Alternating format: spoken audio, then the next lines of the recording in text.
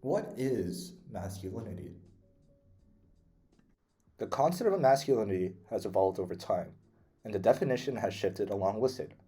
In general, people associate masculinity with qualities or attributes that are traditionally associated with men or boys, such as physical strength, bravery, and stoicism. Old anime often featured depictions of muscle, sweat, and grit as symbols of traditional masculinity. In anime, these traits are often emphasized even further, with characters depicted as hulking, massive creatures with muscles beyond human comprehension.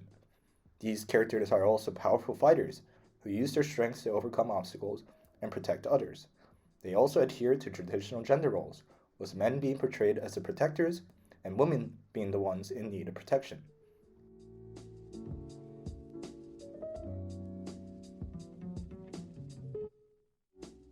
However, in Jojo's Bizarre Adventure, the concept of masculinity is explored and redefined due to its rich history starting from 1987. Because of its long standing publication history, this series has produced a great number of volumes.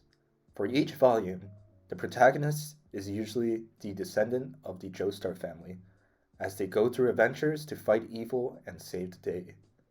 As the series has spanned over a long period of time, the author's inspiration ideas have also evolved. Each volume, or commonly referred to as parts in JoJo's Bizarre Adventure, are their own unique universe, but fit like a puzzle towards a greater narrative view in the flow of time. The characters are heavily influenced by the environment and pop culture of the respective times, and the series challenges traditional gender roles and stereotypes with their depictions. According to Otsuka Eiji, the typical anime otaku uses information outside that is found in the drama of each individual episode as a clue to try to dig out the worldview hidden in the background.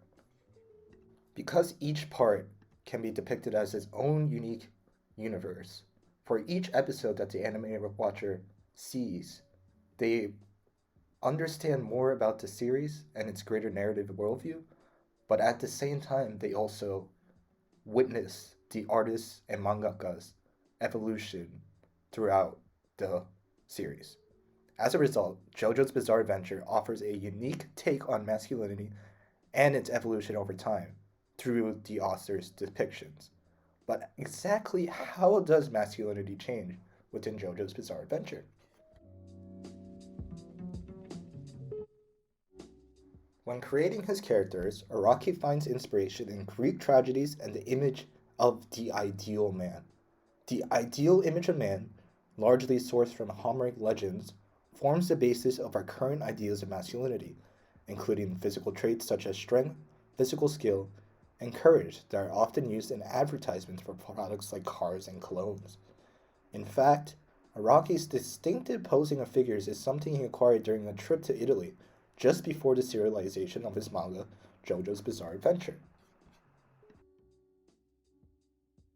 During his trip, Araki visited the Galera Borghese in Rome and was awed by Berminese famous sculpture, Apollo and Daphne, which depicts the myth of the nymph Daphne transforming into a tree to escape from Apollo's embrace. Araki was struck by the beauty and intensity of the sculpture and the twisting poses that were rarely found in Japanese museums. He found something central in these poses, and they inspired him to create images that reflected his own perspective. As a result, when designing his characters, Araki purposely places lines to highlight and define each individual's muscle. His characters embody traditional masculinity, but with a unique twist that reflects his artistic style and perspective. This approach has earned him a loyal following and has allowed him to create a distinctive characters that stand out in the world of anime and manga. In his book, Manga in Theory and Practice: The Craft of Creating Manga, Araki describes his approach towards creating characters. He states, as a writer, you want your readers to feel a strong emotional connections to your characters. This is often achieved by having the characters face obstacles with bravery, which allows the readers to empathize with their motivations. For example, if a hero must choose between saving a child or a friend, this presents an opportunity for the character to display their bravery and for the reader to feel emotionally invested in their decisions. When it comes to depictions of masculinity in anime, they are heavily influenced by the societal context in which they are created. Japan has a cultural emphasis on stoicism and emotional restraint, which is often reflected in traditional portrayals of masculinity in anime. This can be seen in the case of Yukio Mishima, a Japanese novelist who was known for his bodybuilding hobby and was considered the ideal man in Japan in the 1980s. He embodied the idea of the silent male type who is stoic and respected. But this depiction of masculinity is now being reevaluated and redefined in contemporary Japan. In addition to the influences Araki had from Japanese perceptions of the ideal man, Araki was also influenced by media at the time and their depictions of masculinity. In the West, masculinity was usually portrayed as bodybuilders or people with very well-defined muscles. For example, in Terminator 1, Arnold Schwarzenegger could be considered the depiction of an ideal man, with his ideal body shape made through his years of bodybuilding, as well as just his stoic personality. These influences from both Japanese and Western cultures would inevitably influence how Araki went around designing his first character in the Joestar series. In part 1, taking place in Victorian London in the 1920s, Araki was inspired by the setting to create a character with Western gentlemanly characteristics and created the first Joestar in the long-running series, Jonathan Joestar.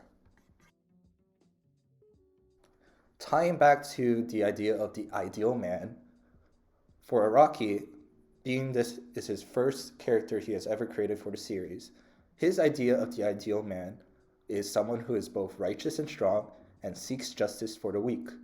In contrast, we are also introduced to another character in this series, not an ideal man, but the ideal villain in his eye. We are introduced to Dio, who doesn't have the same bronze as Jonathan, but outmatches him with his wit. Being a villain, he brings suffering and pain to all people in his surroundings in his pursuit for his own desires. These two men represent two ideals within the series, good and evil, strength versus wit. However, eventually Dio does achieve the same amount of brawn power that Jonathan has by receiving power derived from vampires. With his new powers, his physique also changes, and as a result, his body becomes more massive in size comparable to Jonathan Joestar's body.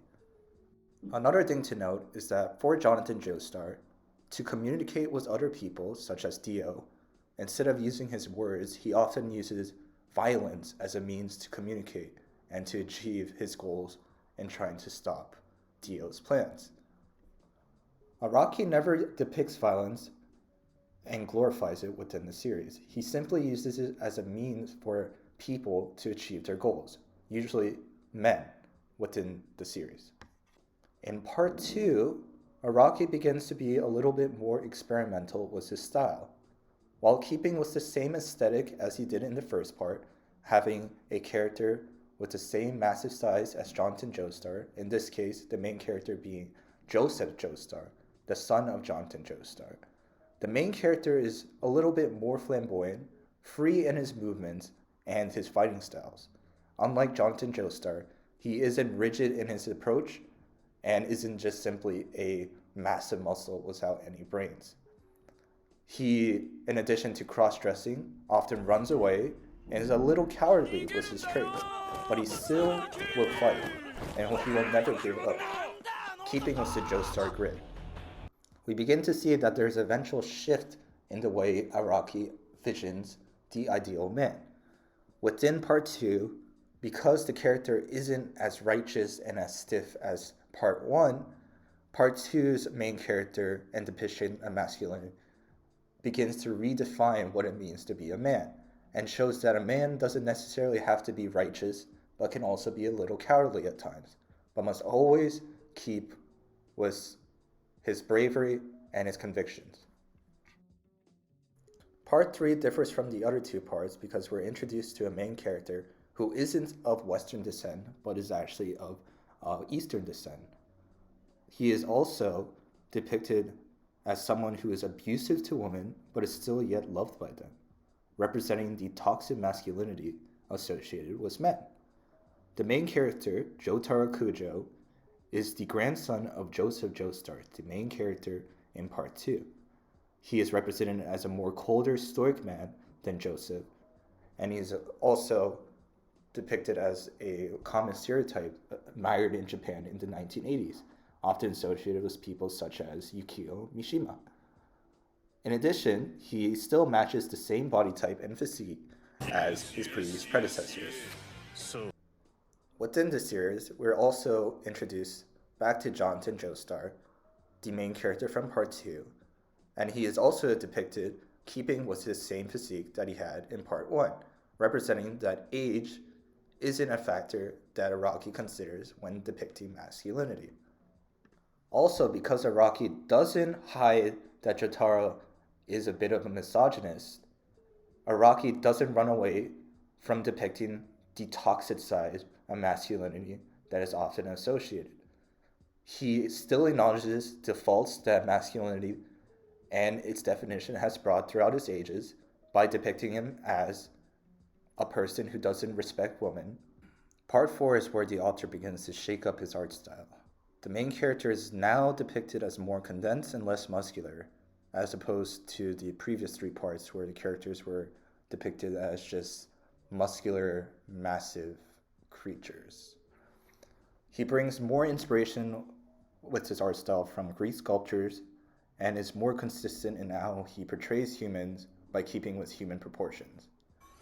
Jotaro is also again introduced in this series, the main character of Part 3, but instead of his typical appearance of muscles, he's now more condensed and more in line with the art style Araki has adopted in Part 4. In this series, we're also introduced to the first female supporting character, but the women in this series aren't depicted fighting using their fists, but using her hair as her power.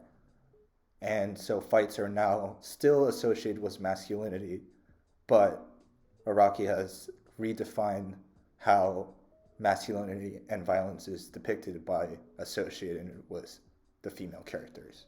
In Part 5, Araki continues his current art style adopted from Part 4, with the characters still being depicted as skinny, a little bit more defined, and less massive in stature. Now, characters in the series are now associated with high fashion brands such as Gucci and often depicted in high art places such as the Louvre, where Araki did his exhibition, Rohan at the Louvre. So the characters within Jojo have now evolved from being depicted as simply punching people to being icon and imagery for a more sophisticated representation of higher art. Araki has redefined what it means to be a man by associating masculinity not necessarily only with muscles and violence and strength, but also with a more refined taste associated with higher arts that can be associated with fashion. Also within Part 5, the main character, Giorno Giovanni, who is the son of Dio, the main villain in Part 1, Araki wanted to depict him similar to Michelangelo's David. Araki was highly influenced in Part 5 by the Italian culture and the art associated with it. And this is also why Araki is obsessed with the idea of the ideal man from Greek culture because of his obsession and his trip to Italy. Part 6 can by far be the most interesting and unique perspective that Araki has written within the Jojo series. Taking place in America, the main character is a female character, the daughter of Jotaro Kujo, the main character of Part 3. It's interesting because Araki's pursuit for the image of the ideal man has ended the series with his representation of the ideal man being a woman. Araki stated that he has a certain philosophy when he tries to draw men and women. He states that nowadays, both men and women can become heroes. Up until around the 1980s, male characters had to be dynamic and take action, and female characters had to be delicate and passive. But now that's no longer necessary. I think this reflects a greater cultural shift. Macho women became permissible in women movies like Linda Hamilton in Terminator 2, and audiences began accepting women who could take punches and even keep on fighting after being thrown over the edge of a cliff. In JoJo's sixth arc, Stone Ocean, I created a female protagonist named Jolene, and the only difference in the way I handled her, as opposed to a male protagonist, was not to draw her quite as beaten up, but she faces battles every bit as brutal as the male characters who came before. Araki begins to redefine what it means to be masculine by representing Jolene as the main character. He begins to stretch the definition of masculinity not only to depict men, but also to depict women. He shows that masculinity isn't defined by gender, but it's more defined by the inherent qualities that are present within each of the characters, such as bravery and strength. And as a result, this series shows the ultimate conclusion and findings that Araki has made throughout his series and how he has chosen to redefine what it means to be masculine with his depiction of these characters. In conclusion, because of the sheer wealth of information from this series, JoJo's Bizarre Adventures is basically a time capsule of people's perception of masculinity throughout time and history. From the macho, beating down ferocious man to the now condensed and feminine looking men, JoJo's Bizarre Adventure has pioneered how masculinity is seen throughout the world and in Japan, and changed it with its daring portrayals